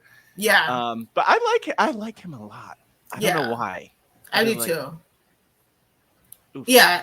And like I was saying, and like, so what's been happening is he's been having matches over the past few weeks against like Sanga and Zion Quinn. And what he's been doing is he's been taking out his anger on them. And that's what he came to the ring to apologize for, basically to the audience. Like he's talking about how all that pain, rage, and emotion was coming out in a way that he did not like. So that, I guess that's another reason why I kind of like it, because it's kind of like, you know, we talk about men expressing their feelings and trying to do it. Yeah. You know, trying to do it. Like, I love that that the storyline is kind of talking about how using rage and anger and emotion isn't a proper way to address your feelings. And then him saying he's not afraid to cry and stuff like that. Like, I think that's kind of like the deeper stuff that I don't know how much they're thinking about that, but it's something that I thought about. It's really good work too. Yeah. But also, yeah, man, it's rough. I wish they figure out something else for him, but this is like, maybe this is that next thing the start, for him, and this will lead to something. Yeah. Hopefully. Pooya, what did this segment how did it make you feel? It was intriguing because I mean, I didn't know the backstory to any of this. So hearing some of this, my eyes were about to fall out of my face. But I mean, that's the thing with me with NXT 2.0. I haven't really been keeping an eye on it. So I was, you know, it was very nice to see this kind of mic work, and it was very cool seeing two different types where the what's his name? Wes Lee or Trick? No, Wesley. Wesley's coming in, giving you the emotion, really drawing that feeling out of you. And then Trick comes out and just shits on him. And it was a lot of fun to see the immediate, like, no, I'm still gonna come in here and pretend you didn't just have feelings and really give you a gut check.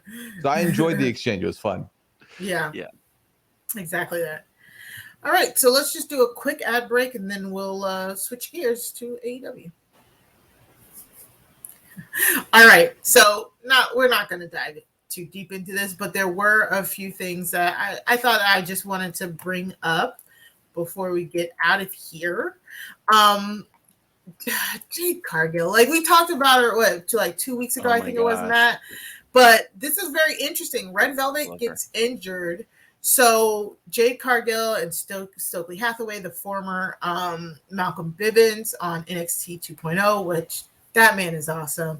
And I'm glad that, you know, we found out that it was him. He was the one who requested his leave, which is still really awkward since they basically let him stay on TV until the moment he was gone. And, you know, the Diamond Mine is kind of struggling right now, but Stokely is killing it as Jade's like manager. They are so funny because the biggest thing about them, and the kind of two videos I sent you guys, is like it's blackness. It's truly just them being like, we do love that, incredibly like black, like Stokely using like language on this type of language on AEW in an authentic way has been very refreshing and really cool to see. But like we said, Red Velvet's injured, so Kiera Hogan, Jade Cargill, Stokely Hathaway, they're going on a baddie search. They're saying like, we need another baddie to add to the squad. Like tag who you think we should add to the squad. This will be very interesting. I want to see who it's gonna be. I don't know, you know. I'm assuming it'll be another wrestler. So it's like, do they bring in Tasha Steelz? Do they, like, what do they do? What do they do here? So I'm so excited. And then still maintaining the she's still feuding with Athena, and so them Which we love. Yeah, and Athena, dang it, who is on Athena's side in this feud? I forget. Oh my gosh. I don't know why. I'm not even gonna get this right. But stalling. Yeah. Either way, they're doing a really good long-term feud here. The baddie search is always gonna draw me in. And it's just I've been missing my injection of wrestling black girl magic. So I just love Jade.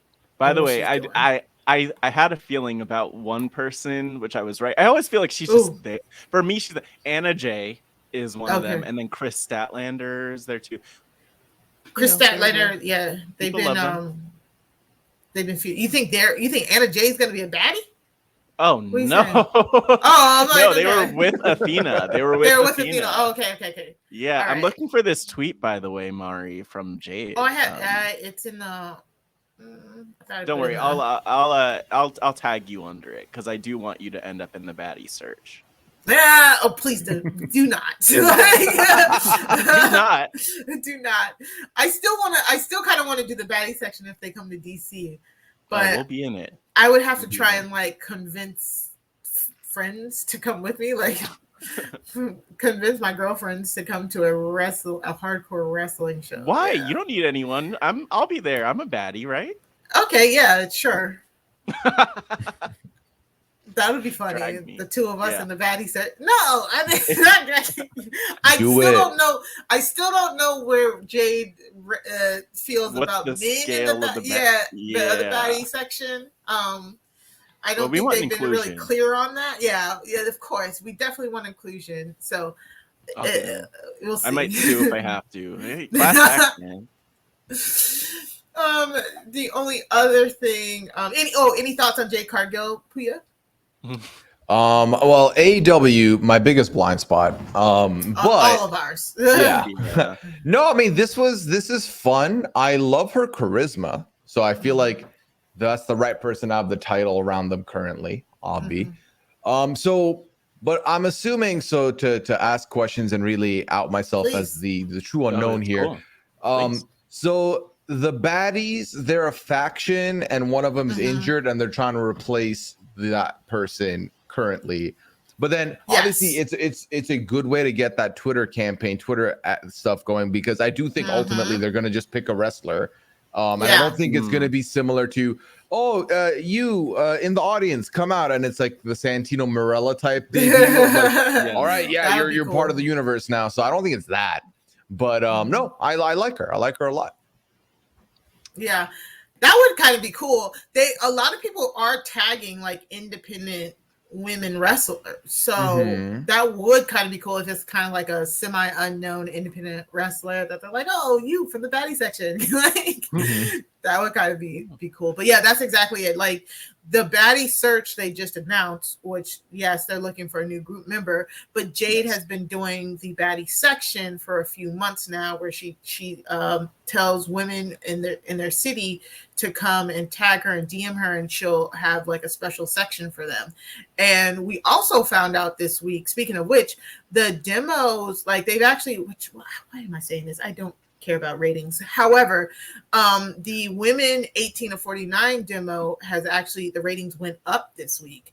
At the same time that Wardlow himself said on TV, well, he said in an interview that he wants to be one of the reasons why the women's demo goes up. So what? And wait, could you explain that? So what does he mean by that? What does Wardlow mean by saying he wants to be one of the reasons that the women watch AEW? Oh. Wardlow, and he said it as he was shirtless or something like that. Okay, yeah. There has been so much thirst for Wardlow on my TL. Shout out to Lo from the Wrestling Wind Down. She's been the spearheader of the Wardlow Thurston squad. So shout out to Lo. I love her. And women love Wardlow. And I mean, he said it. it started happening. It seems like an audience that, you know, maybe they hadn't have really thought about is starting to tune in. So, I mean, kind of thirsty something's for working. Wardlow. If you can. Uh, they've been calling him War Daddy. Like it's War Daddy. Okay, I've seen it that's all where on I my draw the timeline. line. I don't know what he's doing on top of it. I don't know where this is the first picture that came up on Twitter. It's him standing on top of a cage. I just feel like this is one of the pictures that look. We're gonna take off this. This is too much thirst for our podcast right now. Too much thirst for the RHAP YouTube. Something might be going right over there a little bit. And then but the biggest thing that I kind of wanted to bring up this week, of course, the Forbidden Door pay-per-view is today. Tomorrow. It's this week, so it's tomorrow. It's on a Sunday. Or today when this drops. Who knows? Whenever this drops, it'll probably be out.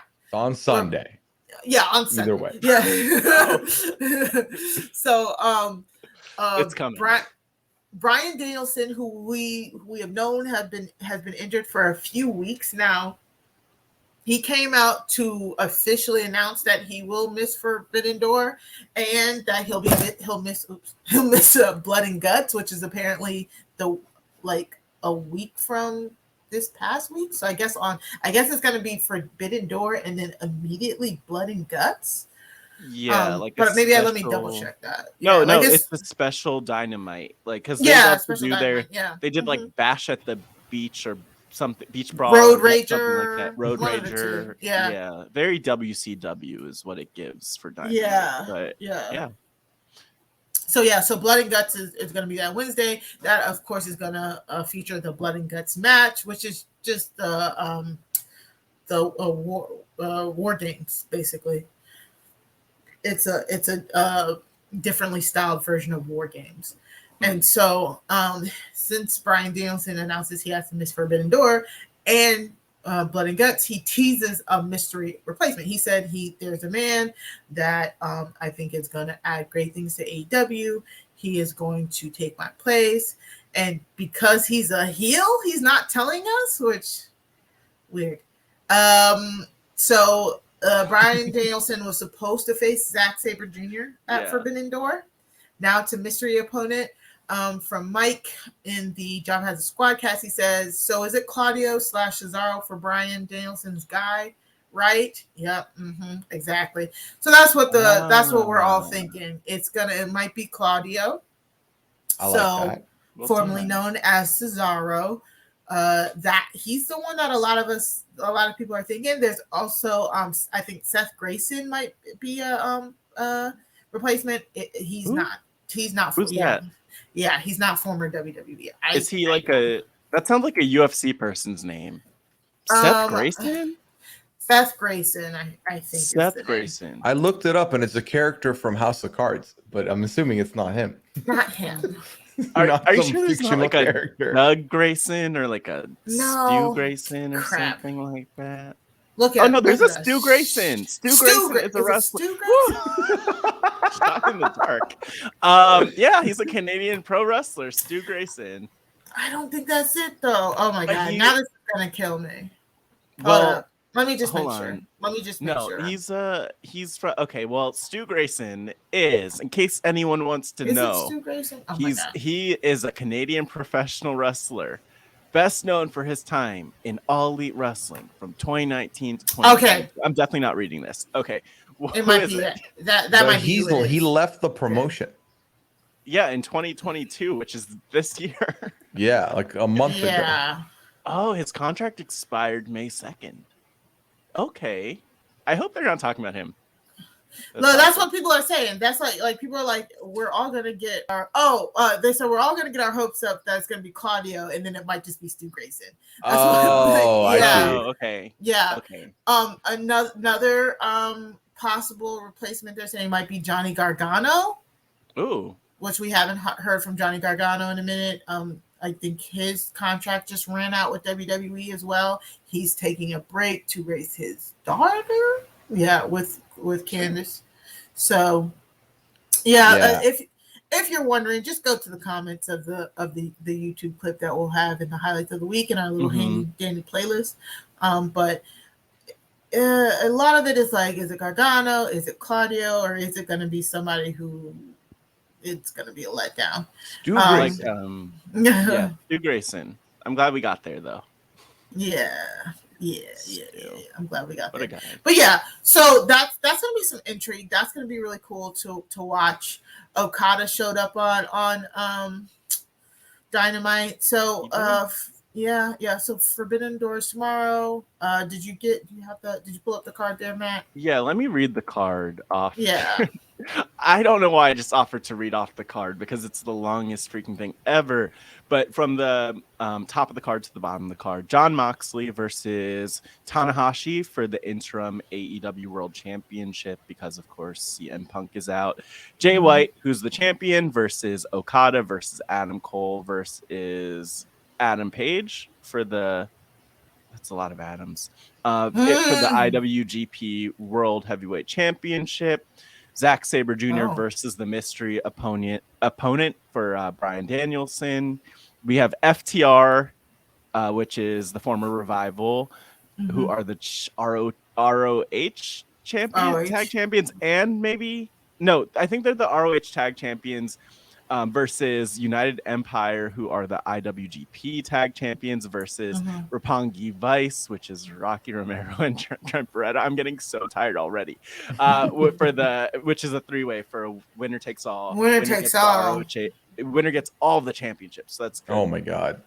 Osprey versus Orange Cassidy for the IWGP US Heavyweight Championship. Thunder Rosa, who's the champ, versus Tony Storm for the AEW Women's World Championship. Pac versus Miro versus Clark Connors versus Malachi Black. So all AEW people and for the AEW Atlantic All Atlantic Championship. Yeah, because Clark Connors had to take over someone from New Japan's spot. Yeah. I'm not sure who it was because I wasn't like tapped into that match as much, and then I saw that he replaced somebody who people are very disappointed. Yeah, yes. Ishii. Yeah. And then continuing on the card here, we're almost there. Darby Allin, Takahashi, Shingo Takagi, and Sting versus the Young Bucks and Bullet Club, aka El Phantasmo and Hikuleo. I don't know who that is. But in 8-man tag match, throw us under the bus. And then there's Shota Umuni, Wheeler Yuta, and Eddie Kingston versus the Jericho Appreciation Society and Minoru Suzuki in a 6-man tag match. They're stacking the hell out of this card. And there's still 3 more pre-show matches. What time does this start? These are like, this is going to be a 5-hour show easily. Yeah. And that match is going to lead to the Blood and Guts match on Wednesday because it's going to be the Jericho Appreciation Society versus the Blackpool Combat Club in Blood and Guts. So, wow. Yeah. So you're just not going to do the I'll read the pre-show matches. Okay. So Swerve Strickland and Keith Lee versus Suzuki Goon tag team match. It's Chaos in another match. Chaos versus The Factory, which is QT Marshall and Aaron Solo. And then probably the first pre-show match is Max Caster and the Gun Club, which is Austin Gunn, Billy Gunn, who's somehow still able to wrestle after like 50 freaking years wrestling or whatever. If Ric Flair can do it. Yeah. If Ric Flair can do it, anyone can do it, is the lesson of this episode. Versus Alex Coughlin, Kevin Knight, the DKC, and Yuya Uemura. And Kevin Knight is the one name I know here because he's a Jersey guy. Like I know Kevin Knight, and he is also like, actually, he's probably not 60, but he's getting closer to that. He's been wrestling for like 30 years. So wild. They just love to throw anyone and everyone they can on these cards. Yeah, it is a lot. Oof. All right. Well, if we catch it, we catch it. If we don't, we don't. I hope someone appreciated me reading off all of those matches and feels like, you know what? Let's watch this show because of that. Matt worked very hard on reading this whole lineup. It was a lot of lineup, Matt, so I commend you. Thank you. If they even get one buy off of that, that's all credit to you. They will get one. They will get one, I'm sure. Yeah. Not me. Well, that was you did your service. You did your bit for them. That's it. That's all they're getting from you is reading out the roster. Yeah. Thank you. All right. Well, that's it for the highlights of the week. All of the highlights can be found in a very handy playlist that you can see in our show notes and descriptions. You can also see time codes and anything else that we decide to include in the show notes and descriptions. Pooya, thank you so much for coming. Thank you for putting your spin on it, giving us your insights. We love having you on. We're so happy that we kind of got you back into wrestling, just a little bit. You keep me in it. I'm not gonna lie to you. And I've said this last time. I'll say it again. You two are the hardest working podcast on this network with how much good work that goes into all these clips, 3 different shows, multiple promotions that you're keeping eyes on. This ain't easy. This is not easy. I appreciate you both. Thank you. Thank you so much. You. We do. What do you have coming up, Pooya? So the 90 Day Fiance RHAPup podcast still going strong. I had also the aforementioned Rob Cesternino on with me this week to talk about 90 Day. It was a lot of fun. And then I will be talking to Kirsten McInnes coming up this upcoming week over there. Aside from that, podcastically speaking, this is the only other appearance I've got for the meanwhile. Obviously, the three of us, me and Matt were involved with a RHAP Big Brother podcast with Brant Steele that Mari live tweeted that I was keeping that was up so with. fun. Yes. So we had a good time with that. And aside from that, I stream on Twitch, twitch.tv/Pooya. This is going to be tonight's going to be my 4th out of 5 nights in a row. It's been a fun time. Join us. Yeah. Awesome. Yes. Can't wait for that. Matt, where can the people find you? Look, obviously, you can find me at the Wrestling RHAPup right here every single week. Never would miss a week. And you can find me at Matt Scott GW on the social media. Pooya mentioned the Brant Steele that we did. You could check that out. That was a lot of fun. Just us RHAP podcasters either live tweeting the Brant Steele, which was entertaining and probably led to some wild tweets out of context. Yeah. And then also like just the us, everyone kind of embracing their character. It got very real. Pooya had his championship belt, which I one day want to win from him in some kind of match refereed by Mari. So we'll get there. But other than that, again, Matt Scott TW, The Pride Has Spoken. Check that out. That has been a great series that me, Dr. Evie Jagoda, and Grace Leader, aka Stella Skews You, have been producing all Pride Month. And so we have the final episode coming out this coming Wednesday, featuring Ricard from Survivor 41, an interview there, and just actually a bunch of voicemails from a ton of survivors. About I wouldn't say about a dozen Survivor players, queer Survivor players, submitted voicemails. So definitely worth checking out. We are doing an Instagram live on RHAP at RHAPgrams on Monday night around 7:30 p.m. Eastern. So also check out me, Grace, and Evie doing that. And of course, there's also Pod Friends. So you could listen to Pod Friends. This week's episode features Beth Dixon, who is phenomenal, who many of you in this network probably know, well, maybe from a lot of places, but definitely from the RuPaul's Drag Race RHAPup and coverage, which is incredible. Shout out to Liana, shout out to Aman, who is not on Big Brother. Yeah, that's basically where you could find me. And Mari, where could the people find you? Okay, well, every Tuesday, me and Sarah Carradine bring you True Crime Tuesdays to RHAP. So this past week, we did Keep Sweet, Pray and Obey, which has been, that was a lot of talk of town. It's a docu-series on Netflix that we broke down with the wonderful guest, Gia Worthy of the Survivor diversity initiative campaign. And coming up this week, we have a huge guest, and we're talking about Undercurrent on HBO, about a journalist who was murdered on a man-made submarine by a megalomaniac millionaire. Yeah. Damn. Yeah. If you want to know more about that, go to subscribe to us at the Crime Scene feed by going to robhasawebsite.com/crime feed, and then following us on on Twitter at Crime Scene RHAP. That's Crime SEEN RHAP on Twitter to get notice when we drop the episodes. If you subscribe to us directly, you get your true crime on Tuesday. If you don't, you get it on Wednesday. Go check it. You gotta listen to hear that story. It's a very, very interesting story. The property was very good. And our guest is a well-known true crime podcaster and writer, Rebecca Lava. And oh my God, it's such a good episode. Such a good episode. So go check us out at Crime Scene if you haven't already.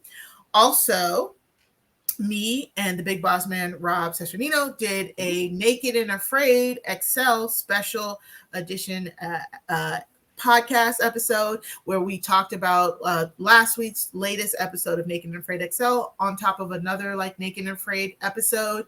I explained the Naked and Afraid universe to Rob, and he kind of broke down what it was like surviving in the Amazon to me. So it was a really fun podcast. Yes, go check it out. I had once tasked Pooya to watch an episode of Naked and Afraid, and he has still yet to do it over a year later. I'm not going to do it now because I don't want you to think I'm watching it because of Rob. If I watch it, it's because of Mari.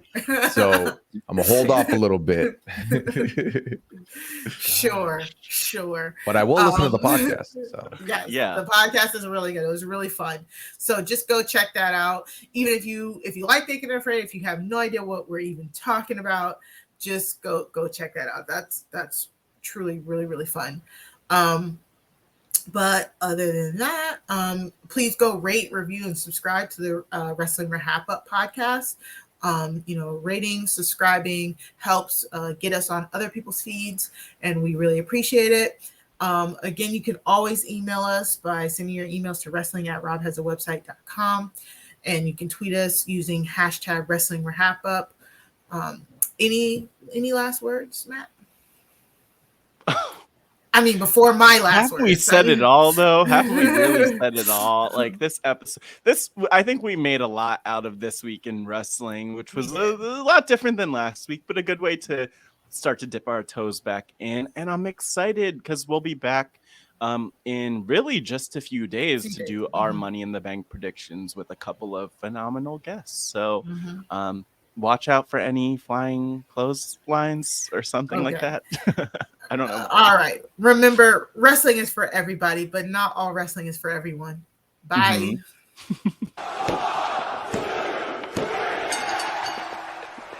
Throw 'em up, lay it down just like Matt and Mari. Wrestling RHAPup's gonna make it sorry. Feeling like The Rock cause I'm driving in Ferraris, and we coming every week and it's feeling like a party. Will Ric Flair, showing out like Bianca Belair, Best podcast, flush it in the air, Roman Reigns and we win it, don't care, No cap. Throw 'em up, lay it down just like Matt and Mari. Wrestling RHAPup's gonna make it sorry. Feeling like The Rock cause I'm driving in Ferraris, and we coming every week and it's feeling like a party.